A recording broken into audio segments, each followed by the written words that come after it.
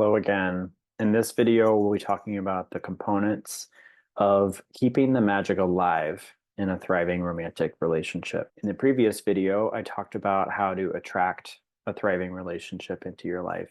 And I shared about the very long journey that it took for me to match with my partner, Tyler. And in this video, I'll be talking more about once you're in a thriving relationship, how to maintain that and how to keep the magic alive. It takes skill and it takes practice.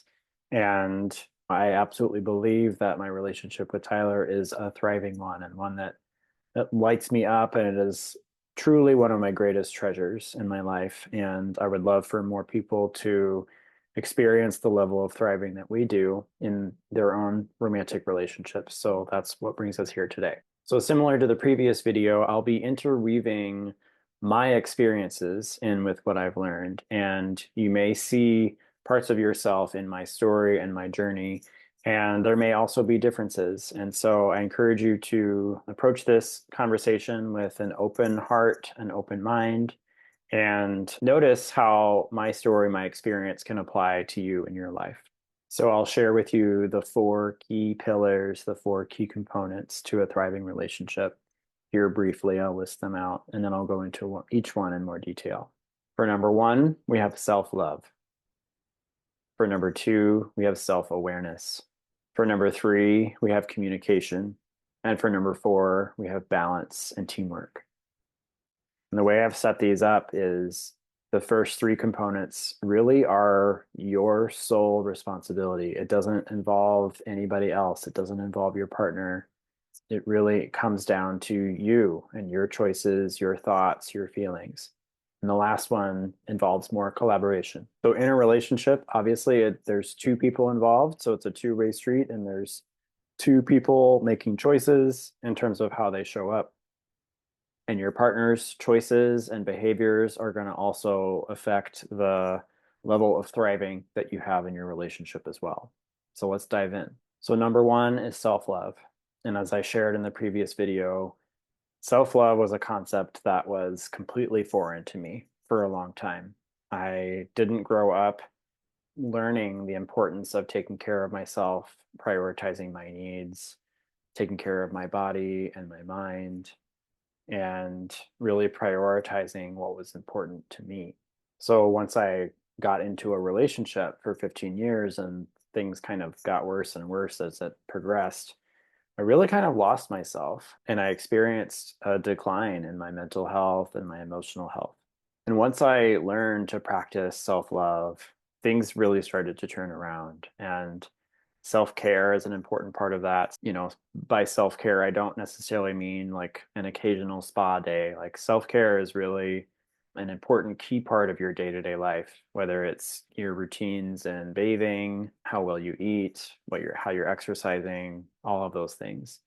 And another important component of self-love is how you talk to yourself. So I think most of us have an inner dialogue, an inner monologue that happens, and you start to notice what the thoughts are that you have and maybe how critical or judgmental your thoughts are toward yourself. The critical and judgmental thoughts that we have, we learned as kind of a protective mechanism because, we think that if we put pressure on ourselves and come down on ourselves, then we won't get hurt by other people, or, the actions and the behaviors and the words toward other people won't hurt as much if we're prepared for it and we are kind of on guard and on edge, and if we're already kind of talking to ourselves in a negative way. So one of the things that I love to suggest to my clients is if you catch yourself in a moment of talking negatively to yourself, stop that, stop it, and just ask yourself, like, is this how you would talk to your best friend or someone that you really care about? Your child? Would you talk to your partner that way? And that can sometimes be a really good indicator of, okay, if I wouldn't talk to someone I really love this way, then maybe I can reassess or redirect how I talk to myself. And in that instance, like if your best friend came to you with a similar situation, or challenge or problem, or they, made a mistake or they messed up, whatever is happening for you, like you can ask yourself, okay, how would I talk to this person? And you can frame it in that way to help kind of redirect your own thoughts and how you talk to yourself.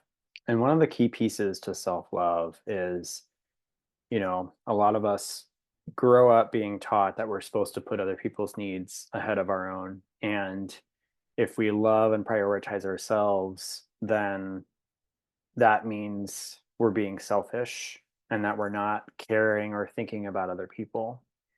And one of the most important things that I learned on my journey is self love is not selfish. In fact, self love is one of the most thoughtful and loving things we can do for other people. The more we take care of ourselves, the more we're actually taking care of everyone around us as well. The more we fill up our own cup of self love, the more capacity we have to give love to others. And that's not why we fill up our cup. We do it for ourselves first and foremost. But what I found is that, I'm now in a place where I can give my time and energy to people really generously, and I feel good about it. It doesn't drain me, or I don't build resentment towards anyone because I'm filling my own cup first. That being said, there is kind of a pendulum that happens. So if on this side we're in a place of not loving ourselves at all, not having a concept of it, not choosing to love ourselves, and the other side of the spectrum is just being totally selfish and thinking only of ourselves and not thinking of other people. There is an art to finding the balance where we are prioritizing ourselves first and foremost, but we're also showing up for the people we care about, including our partners. And I will tell you that, there can be some swinging back and forth that happens when you're on the journey, and this is where the imperfection and allowing yourself to make mistakes and give grace to yourself that I talked about in the previous video, where that comes in. Because there have been times on my journey where I've kind of swung to maybe either side of maybe not having that perfect balance. And in fact, in my relationship with Tyler, at the beginning, let's just say I set a lot of boundaries, and there were a lot of invitations that he gave me to go do things with him, and I was in a place where I really was needing and wanting a lot of time alone, and there's nothing wrong with that. In fact, I don't know that I would do anything differently, but how I see myself having shown up at that time is I wasn't necessarily showing up a lot for him. I was showing up a lot for myself, which is really great. But there is kind of that balance where getting to show up for someone else sometimes means doing things that we wouldn't 100% choose for ourselves. The second key component is self-awareness. Building self-awareness is an ongoing journey. It's going to require learning a lot about yourself in order to know and understand your emotions, your body, to know what you want, what you don't want. And when you can get more in touch with your body and the signals that your gut provides and the thoughts that you have, you'll start to get really in tune with what feels good, what doesn't. When something feels off, you'll start to identify red flags sooner rather than later.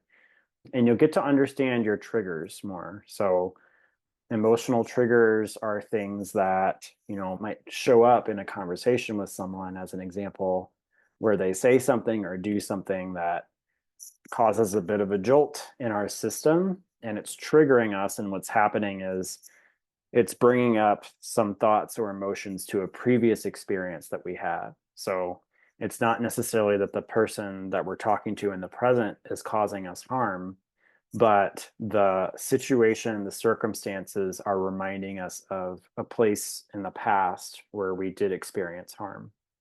And the more you can continue to heal and become more self aware, the more that you'll recognize those triggers more and more quickly. It's to the point now where it's almost instantaneous for me, where I might feel a jolt in my chest or in my stomach in a given situation. And I can almost instantly trace it back to, oh, this is That's where this is coming from. I'm not actually upset in this situation. It's coming from the past.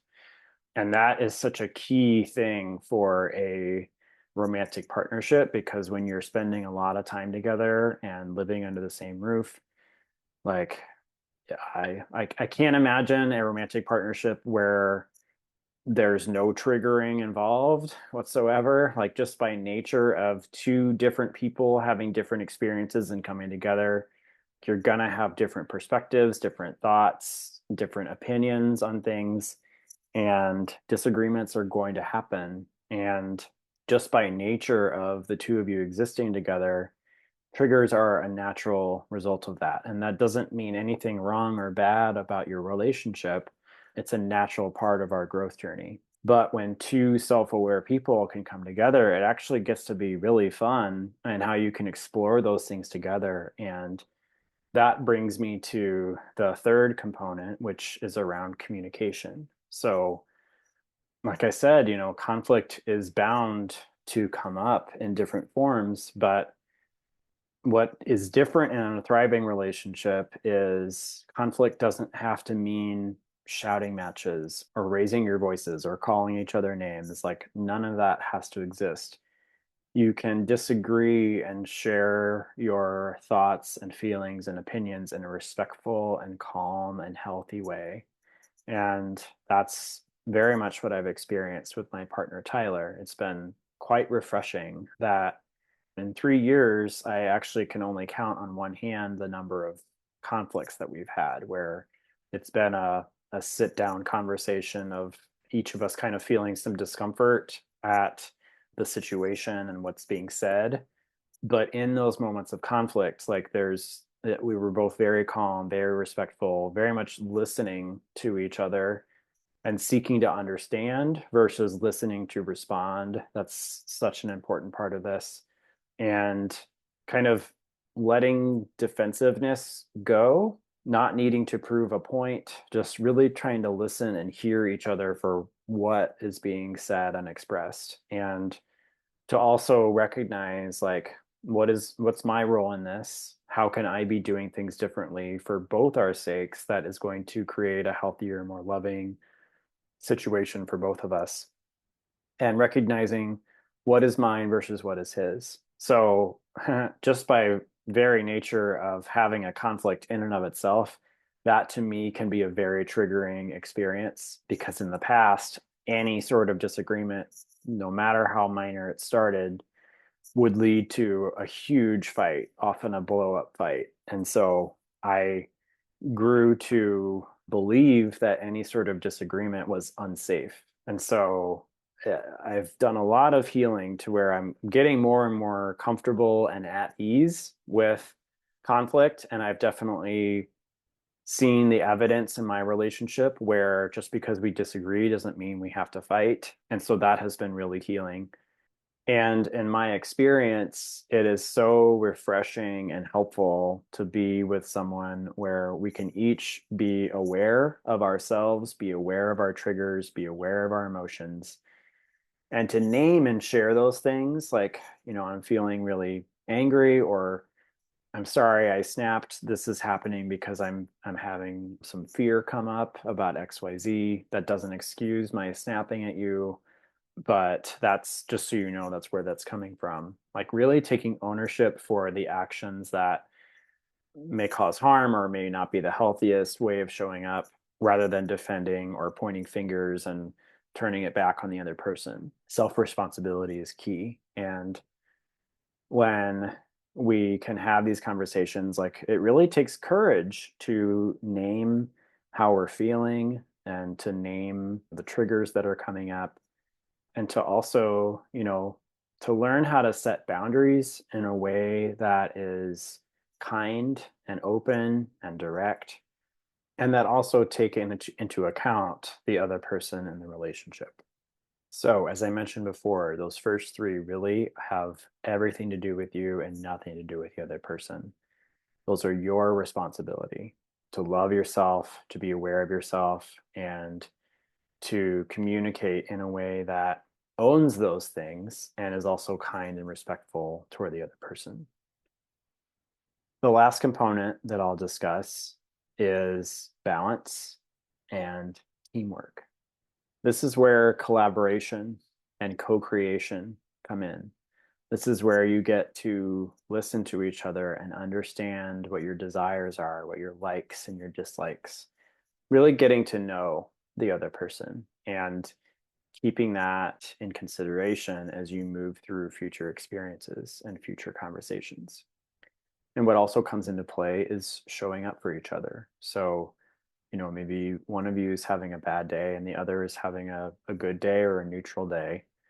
That can be a time when this person can hold space and listen and let the other person vent and share how they're feeling and all of that. And it's this person's job to listen and to provide support and to be aware and ask like what this person needs, because it's not this person's job to fix or change anything. It's not your job to solve the other person's problems, but you can ask like what they need from you. And maybe this person just wants a listening ear. They just want to vent. They want to get stuff out of their system, because some people are more of an external processor where it's helpful for them to speak the things out loud. And then once they get all the thoughts out of their head, they'll come to reach like their own clarity and they'll figure out how they want to move forward with whatever situation they're coming to you with. That's something that has been really interesting to navigate in my relationship with Tyler, because he's very much an external processor and I'm very much an internal processor. And so it's fascinating to watch him process things on the outside of his mind and just speak things through. And he really doesn't need anything from me except to listen and to provide a supportive, loving presence as he shares about whatever experience he's having. And where balance comes into play is part of it is helping make sure that it's not always one person who's doing all the venting and the complaining and the needing for support, that sort of thing. And by the way, this is true not only for romantic relationships, but friendships and family relationships as well. Because if that dynamic is in place, that's when the other person starts to feel drained and maybe resentful if they're constantly being a sounding board and listening to a lot of negative sorts of challenges and things like that. But that being said, sometimes, and I'll give you my life experience, sometimes it's the fact that this person has an opportunity to share more of their challenges as well. So it's been an ongoing evolution for me, but in navigating my relationship with Tyler, I've been open with him to a certain degree, but it has been a learning curve for me to step into more of sharing myself, sharing my challenges, sharing my fears and doubts that I have been experiencing. A lot of my core wounding has to do with being alone and believing that I had to figure things out for myself. And after being in a relationship for 15 years where I didn't have the supportive environment for me to bring challenges to the table and be heard and seen, so I just kind of got used to, again, kind of reinforcing the fact that it's up to me to figure things out. And so that's where the teamwork element comes in as well. And it's been kind of stepping out of my comfort zone, to be honest, to share more of the things that I'm going through with Tyler. Even though from the beginning I have trusted him with my life and I felt so safe with him, even someone as trustworthy and as safe as that was still hard for me to open up to in a really full and vulnerable way. The other thing I want to say about teamwork is, and this is actually something that I've learned from Tyler, is that when it comes to navigating a challenge or a problem or an issue in your relationship, keeping in mind that you and your partner are a team and it's not you versus each other, it's both of you versus the problem, versus the challenge, and how can you work together to kind of tackle that challenge together. So how that shows up is, it's very common in areas of conflict and challenge for one or both of you to experiencing triggers and lots of emotions. And so that's why it's so important to communicate those things to each other and know that the fear or the anger or the doubt, the frustration that you're feeling in that moment, There's a good chance it has nothing to do with your partner and everything to do with just the situation and the challenge at hand. And the more you can communicate how you're feeling without making them responsible for those feelings, the more you can kind of collaborate and come at the solution together. Keep in mind and remember that your feelings are your responsibility and your partner's feelings are their responsibility. So it's each of your responsibility to name and express how you're feeling, but it is not your job to fix your partner's feelings or vice versa. And by the way, feelings are not meant to be fixed, they are meant to be felt. So I want to express some gratitude for my life experience because those skills, those qualities of self love, self awareness, communication that were solely our individual responsibility were something that Tyler and I both cultivated within ourselves with a lot of consistency and dedication to the work and to our journey. And I'm so glad that both of us did that because when we were able to come together in a relationship, it has created something that is so beautiful and something that I treasure so much. Where, you hear the phrase like relationships are hard work, and by and large, I have not felt that our relationship has been hard work for us. Like 90+% of our relationship has felt really effortless. And to my knowledge, that is not a light switch that we can simply flip on and off. It takes commitment to our own self mastery, our own healing, our own transformation in order to get to a place where a relationship that is so intimate and so close and where you're spending a lot of time together, for it to feel so effortless. And especially coming from where I was for 15 years, that was a complete 180 from this experience. It has just helped me feel even deeper gratitude and joy for the experience that I'm having now.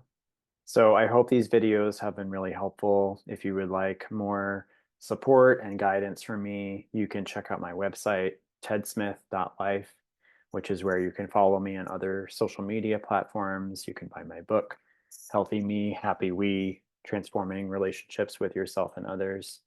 You can catch some of my podcast appearances and things like that. I'd love for you to drop a comment below this video and let me know what you're taking away from this experience. I am sending you so much love on your journey toward creating a thriving romantic relationship.